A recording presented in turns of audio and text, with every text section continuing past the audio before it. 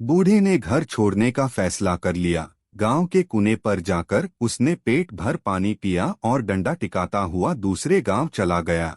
लोगों का छोटा मोटा काम करके वह पेट भरने लगा। धीरे धीरे 1 वर्ष बीत गया। उसे अपने बेटों का हाल जानने की उत्सुकता हुई तो वह पुनः अपने गांव आ गया। बूढ़े को इतने दिनों बाद देखकर उसके बेटों और बहुओं को बहुत आश्चर्य हुआ। बड़ी बहू ने उसे गौर से देखा। उसकी नजर कमर में लटकी थैली पर अटक गई। वह सोचने लगी, मजदूरी करके लौटा है बुढ़ा, इसकी पोटली रुपयों पैसों से भरी है।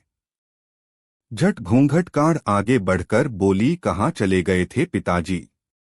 आइए बैठिए, भोजन कर लीजिए। छोटी बहू ने जब यह सुना तो उसे बड़ी तसल्ली हुई। वह सोचने लगी, अच्छा हुआ मेरे घर आकर नहीं बैठे, वरना कौन करता बुढ़े की सेवा।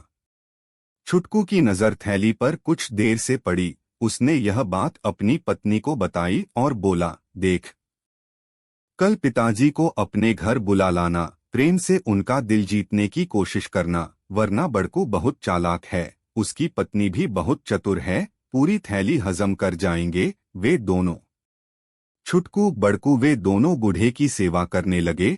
दोनों बहुएं खाने पीने का ध्यान रखने लगीं। बूढ़ा उस थैली को कभी अपनी कमर से अलग न करता, सोते समय भी अपने तन से चिपकाए रखता। उसके बेटे और बहू की नजर उस पोटली पर अटकी रहती। एक दिन बूढ़े की मृत्यु हो गई। छुटकू और बड़कू को पिता की मौत का गम नहीं था, परंतु दोनों को थैली खोलने की जल्दी पड़ी थी जो मृत बूढ़े की कमर से बंधी थी। बड़कू ने थैली खोलनी चाही, छुटकू बिगड़ पड़ा। दोनों थैली पर अलग अलग हक जताने लगे। गांव वाले शोर सुनकर आ गए। उन्होंने उन्हें लड़ने से रोका और कहा कि थैली के धन को तुम दोनों आधा आधा बांट लो, लड़ क्यों रहे हो। गांव के सरपंच ने थैली को खोला तो सभी दंग रह गए।